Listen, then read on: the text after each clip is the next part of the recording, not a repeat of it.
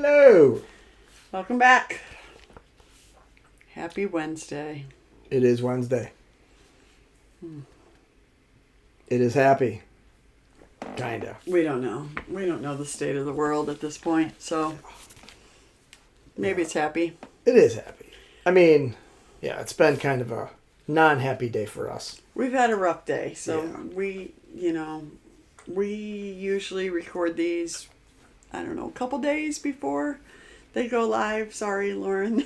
we always say we're going to get ahead and we end up not. But we had to say goodbye to our dog today, and she has been a part of our life for almost 15 years, and it's really sad. Mm-hmm. She's just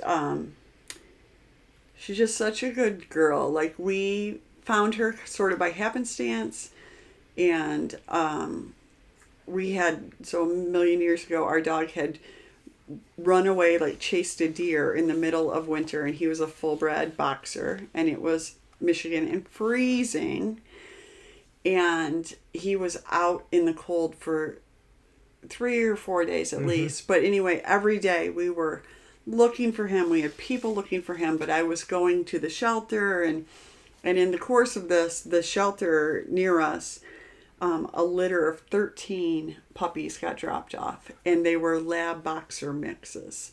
And we have loved boxers in the past, but we've always said that maybe a little more brain power, like sweet, but also they kind of do their own thing and not always this, very lovable. But anyway, so this lab boxer mix whole litter was dropped off, and we didn't know if we were going to get Tucker back, and I was just like, yes. I said yes before I don't think I really even asked you. No. And so what ended up happening was they had said yes, we could have one.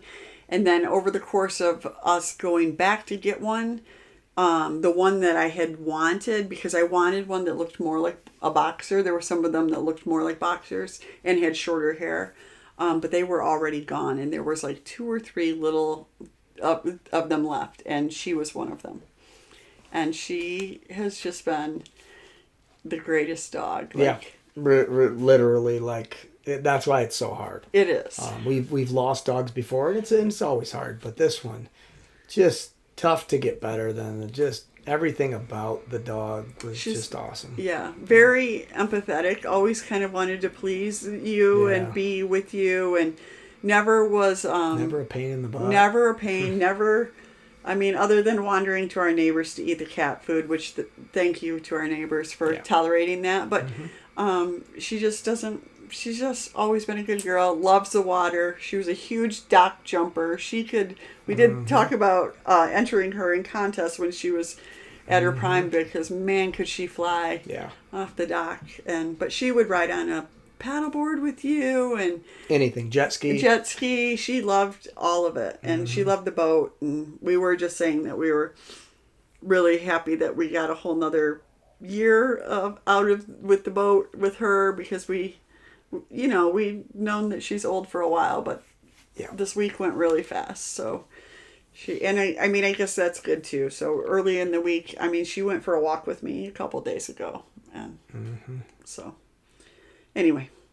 But today we are going to talk about the second part 2 of 5 to Thrive. Yeah. Which is out now, which is available for downloads now. But we thought, just like the first one, well, let's go through it in case somebody is wondering, hey, is this something that could help me? Is this something that could help somebody who is close to me that is maybe struggling with exactly what to do? Yeah. The second part of 5 to Thrive deals with when you're in treatment, which is, for a lot of people, that's when you want the most, I don't know if it's help, but... I think that's when you're really making a plan, or you're kind of maybe thinking about it that way in terms of what are the different pieces. Sure. I think, the first part you're just spinning and trying to get through, and that's what we tried to address a little bit in the first part. And then the other part, when you're trying to figure out how do I do life and cancer, which is also a really big component, is what kind of part 3 is about, right? How do I really, but part 2 is focused on, no, I'm thinking more about, I'm more in the throes of cancer in terms of either I'm doing surgeries or a chemotherapy that is, kicking my butt a little bit or whatever that is. And all of our 5 to Thrives focus on 5 parts. What are those again? Yeah, mental, physical, nutrition, medical, and support. Right. So this one, for those of you watching on YouTube, it's a different color, but same format. How many pages is this? This one's 19 pages. This one's got a little extra in that it, I did do a page of like suggestions for food, which I thought about. Mm-hmm. Yeah.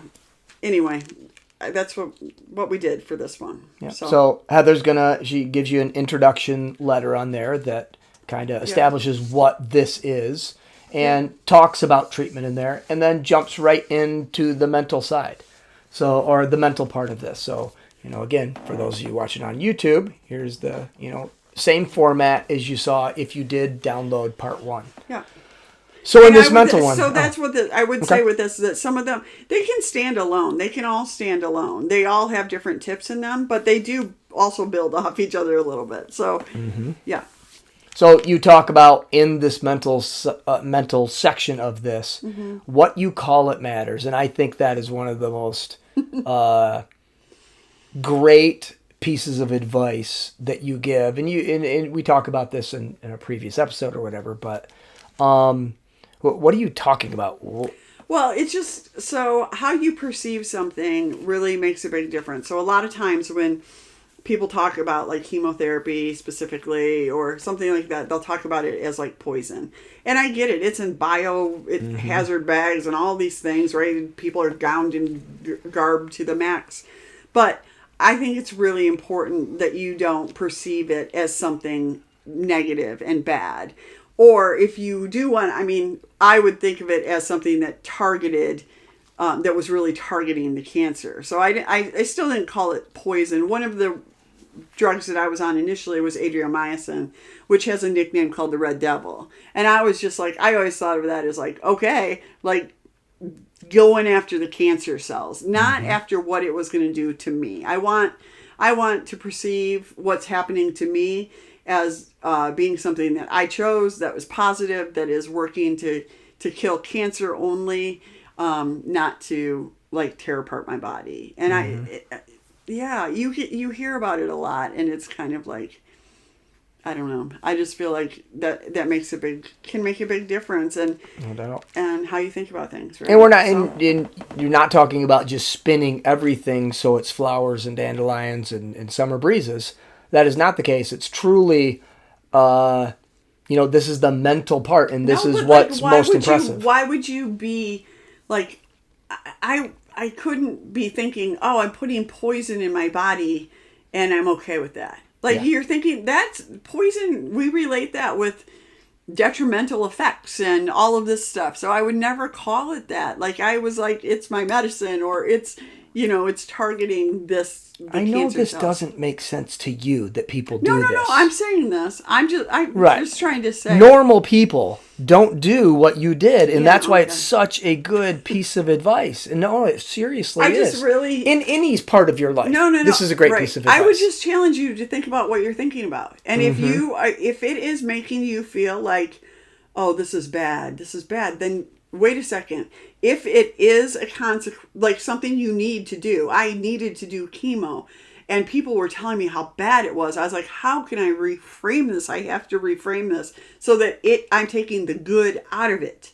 I'm taking, and it's building me up, not tearing me down.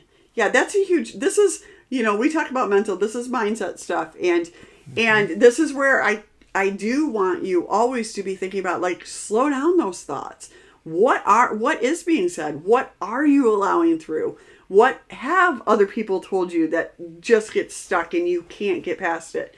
You got to work those things out. And it's a practiced activity. Absolutely. And you're going to fail 20 times a day sometimes on the things that she talks about in this mental section. But it does come back to this first thing that she talks about is rephrase everything. Yeah. Put your own spin on it. Yeah. You're the head coach Yeah. here.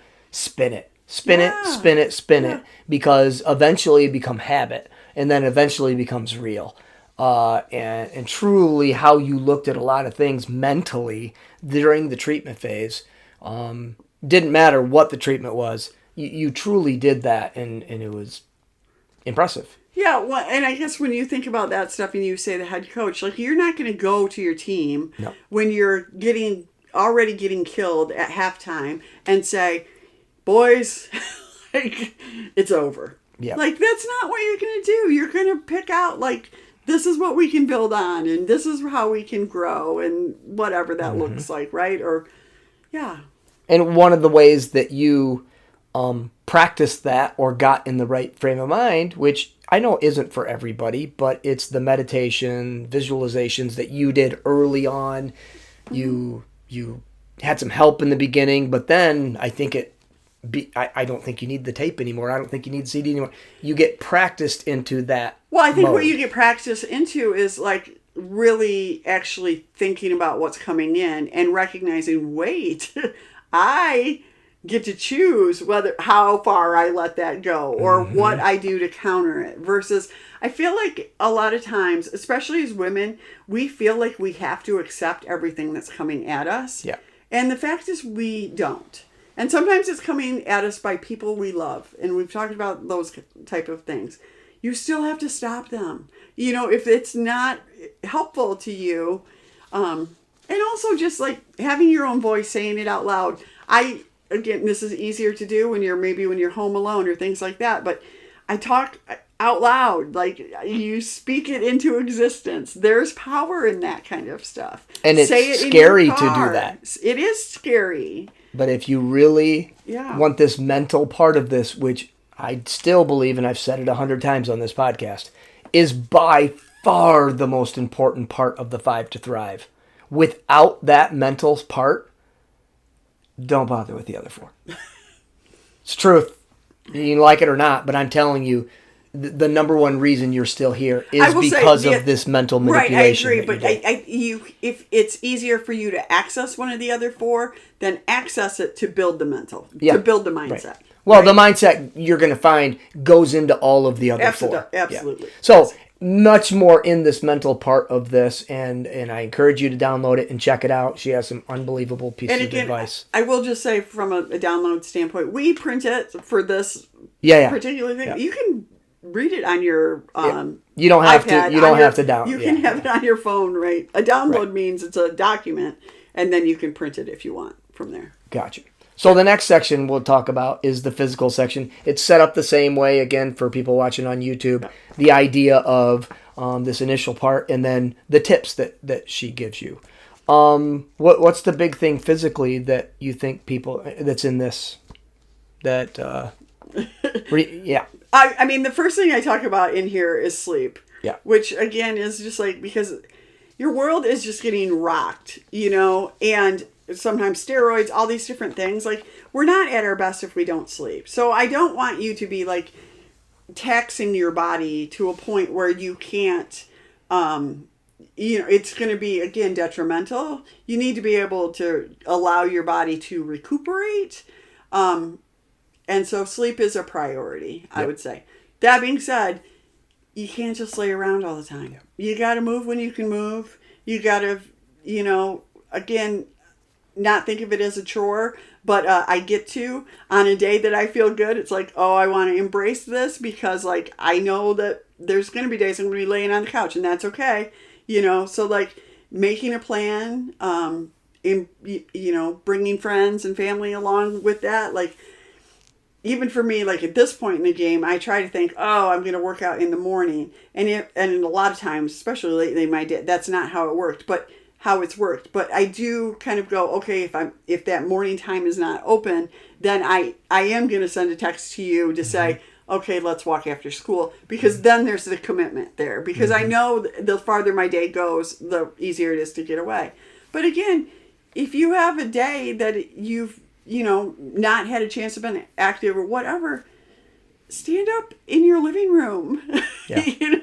Well, the only thing I can relate to this besides watching you Yeah. went through it, is, when I get sick. Yeah. The number one things that pulls me out of getting sick is going and exercising. And I don't want to do it ever. Yeah. But 100% of the time after I've done it, I feel way better. Not only physiologically feel better, I feel better mentally because I accomplished something, and it just makes me feel better. Well, and again, like it is like we, something in motion stays in motion, and something at rest stays at rest. So Sure. you got to think of the Brendan Burchard. You are a power plant. Like you don't just have energy; you make energy, and that's by moving. And sometimes it's like that is where, again, if you don't feel like doing something, you go, okay, I'm going to do it for 5 minutes.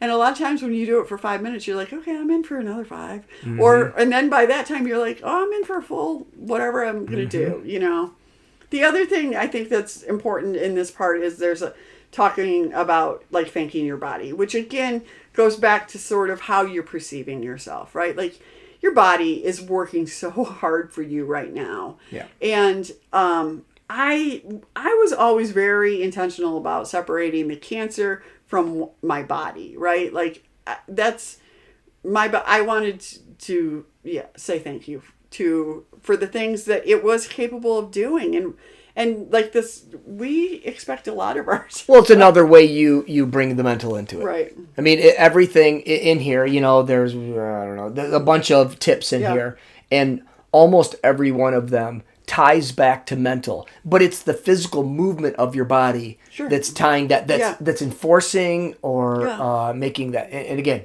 you'll be able to read through this. Unbelievably good tips. They're all easy. Anyone can do them. And it's much more, it's not a do this, do this. It's a tip, and it's almost always, because everybody's treatment is different. She talks about that and what can you do and what can't you do, and doing a little is better than none. Right. Well, and just incorporate what you can incorporate. Right. Yeah. So similar, the nutrition part of this. Obviously, nutrition is harder because almost everybody can go for a walk when they're in treatment. Yeah. Even in the midst of it, almost everybody can walk around the house type of thing. Yeah. Well, nutrition, it does depend. There's a lot of depends on your nutrition restraints, maybe from a nutritionist or from an oncologist, depending on what you're doing in treatment, or just your taste in foods. These things all come into play. Yeah. But in general, there's healthier foods and unhealthier foods. Right. But sometimes that doesn't freaking matter. Yeah. When we're in this treatment phase, when you're just trying to get calories in, some of that doesn't matter. She talks about a lot of this. Again, for you, what's the big part of nutrition that you think people can pull out of this? Well, I think again, it's that mindset of like, what can I do to help myself? Like, nutrition is another way that you can help support this body that's working really hard for you. So it's fine to take an easy pass on, on things sometimes or whatever, but maybe it's really to figure out, how do I get healthier foods into my body on a regular basis in a way that's healthy or that's, like possible. Yeah. And I think just, I again, not perceiving it so much as giving things up as being able, to add things in a way that is helpful. But when you went through this, you did give food up intentionally. Yes. And it was for two reasons. Number one, it was to get rid of hormones. And so any food that had you didn't want to add to hormones coming into your body. That was very intentional. Right. And you did give up foods that you liked by doing that. But again, it goes back to the mental. When you were doing that, you were intentionally doing that and going, ha, I'm kicking your effing ass, cancer. Well, and that's what I've always taught when I talk to people one-on-one. I'm like, listen, if you're going to go into like nutritional changes and be so mad about them or be like, don't do it. Yeah. I really just feel like that. Like you're going to right. negate all the, I mean, probably not all of them, but like, no, you're right. Embrace those kind of things, And it's a win. It is. It's a win, and you're going to get so many butt kicks that take the wins. Right. And find the healthier options that are okay, that make you feel a little better. And occasionally have the things you miss or you want, But but you have a lot of power. I will say too, I think that doctors are getting better about this, but a lot of them are not going to weigh in. And they might say things like, oh no, it's got to be cooked, because they're worried about like, you know, bacteria and all these different things. And I think you have to be careful, but don't be crazy. Right? Like, don't go get a salad from a salad bar. Like, you can't do that when you're in treatment, you know? But you can have raw vegetables that you have cleaned, and, you know, it's just... Unless an oncologist has told you point blank, do not do this, then you listen. We're still dealing with the medical here. Right? You listen to that. Right. With this... even something like your oncologist told you, drink some green tea. And it sounds just so small, and it is so small. It's such a win, though, when you do it. It's a win because my oncologist told me, and why I'm going to do this. And you know what? As I'm drinking this green tea, I am helping my body be stronger. So this immune system can beat cancer. It's the mental side of things going back. Did the green tea really matter? I don't know. Probably. I mean, you know what? The research is saying it does. Right. You know what I mean? But again, but also the other thing I would say with that is that you can also replace a habit. Like, you know, your nightly whatever that maybe wasn't so healthy with a cup of green tea and no doubt. And so then you're getting rid of something that was, you know, not doing you any good, and replacing it with something else, and getting the benefits of feeling empowered by it. So, the other thing with this part of the nutrition guide is that I did just like, I went through cancer, you guys, when Sydney was 14 months old. You were a head coach. Like, we were we're raised, we live in the Midwest, right? Like, it's not throw it all out. I talk in here about having frozen food night. I remember it, and I looked forward to it once a week, because it was like, I just don't have the energy to do kids and food and whatever. But there are ways to make everything healthier, and to also to kind of keep things simple, right?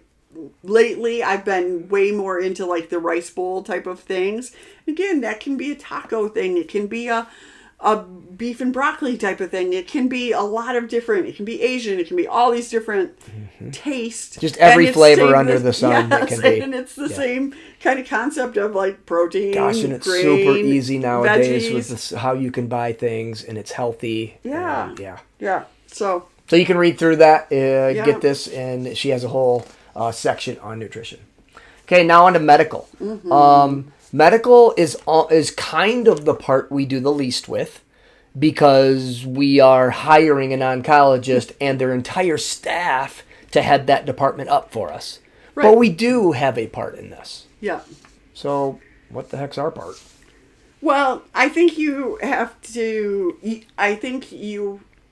need to recognize that you can tell them how you want information to come to you. Absolutely. And why that matters to you. And by the way, that might shock your oncologist. And that might be the first time they've ever heard this. Right. And I can tell you, again, this is stop. Yep.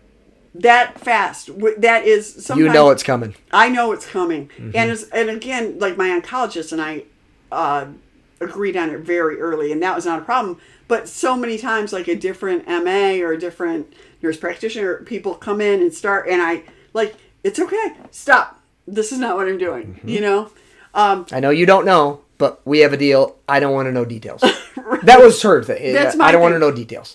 Yeah, and if somebody needs to know them, tell my husband or tell my mom. Yep. Right. We had a plan. It wasn't just going blind, but yeah. Right, and that's where I get it. Some people are the complete opposite of me, and I know that I'm in the minority by doing this, but you guys, it worked for me. Too much information. Yes. Can negate the mental. Right. I'm just and telling also you, like manifesting things, the side effects sort of thing. I remember being, I don't know, somebody was telling me something about, oh, do your hands ache? That's a side effect from...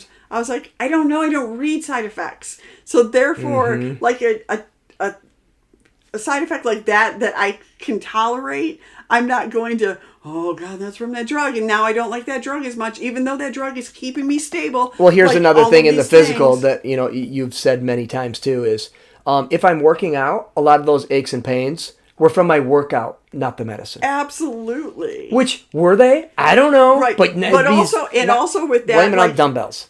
And not knowing where all my mets were, right? I knew clearly that I had a sternum met because that's what I felt, that pain. That's kind of what drove some of this, right? And so, like, I was like, okay, I don't want to go, oh, yeah, they're here, they're here, they're here, they're here. Innumerables a lot, people. Yeah. That would definitely put me on a couch, right? So I just did it differently that way. Yeah, you get into detail in this medical section. Yeah. You know, not only these bigger kind of umbrella items of, hey, these are big topics, but also like you talk about what to wear, what not to wear. Like this matters. Well, also I just kind of go, why are people not telling us this? I feel like hospitals are getting a little better, but do you know if you don't wear any metal, you can have any test you want with the clothes you have on instead of having to change it to a gown. Oh. I mean, just go like, that's so dumb. Say, you know. Whatever. So, and the final section, not to breeze over the medical, but the final section here is support, which I don't think really gets talked about a lot in the plan because it's you fighting cancer and you going through the medical and you eating the nutrition, you doing well, the support plays into all that. It can enforce it or negate it. It can help things or go backwards. But I think the key thing with that is that you're in charge of it. You still have to lead it. So by leading it, I mean, like, you can go ahead and delegate. I did that quickly. I was really in charge of, I did do a big communication every 4 to 6 weeks by writing. I love to write anyway.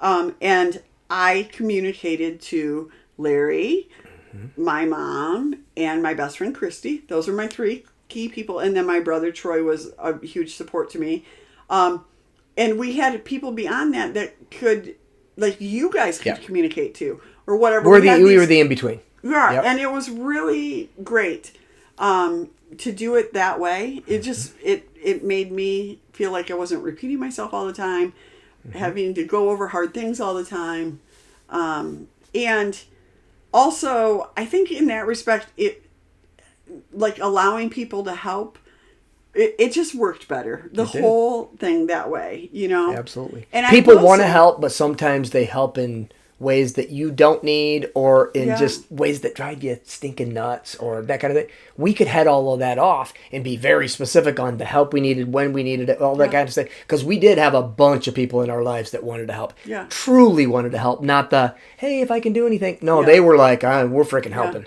So, and some of them, I mean, even just like for that stage, it was like, yeah, that would be really great, but I don't want to be around when it happens. Exactly. You know what I mean? Yep. And it's for like, sure. Okay. And I would say too, when you're like really doing treatment, there's kind of an initial momentum. So use that. Like, even if you don't necessarily need a ton of things right now, if people are offering, if it's gift card or whatever, you know, dinner stuff that you can put away, take advantage of it, because people do wear out. Like, that's the nature of who we are as human beings. So take advantage of it when you've got it. And by the way, it makes the people giving the gas card or doing that, it makes them feel really good. Yeah. So don't think they offered to help, they want to help, and they're going to feel great about helping. Well, think about how good, I mean, giving makes me feel good. Yes. Right? So, like, that's, Take advantage of that. And there's much more in this support. And, you know, just how to creating the support network and who you need in there and all that kind of stuff. There's some great pieces of advice in there. So, again, I strongly encourage you to check that out. Yeah. And then she ends with pages that you can use. You're obviously, if you have your own notebook, like Heather had multiple. Yeah. But this is I think just kind of get you started. With places to write things down that she has talked about in here. She's got another checklist like she did have in the first 5 to Thrive guide that just give you a start to, and then you can create your own, or you can take this, you can make copies of it, you can print off as many as you want from this, and use this how you will. And then just some planning. And again, people might do it in their own notebook, but this kind of sets you up for that and just gives you an idea of how to do that. Yeah. So that is the second download of the 5 to Thrive, the during treatment. We still have one more to show you guys and to go through, but yeah. Yeah, that's it. That's So, it. All right. Yeah. So we hope you have a great week, and we're going to have a better week. We're going to celebrate Ellie. Oh, she's such a good girl. Yep. All right. We'll see you next time. Yep.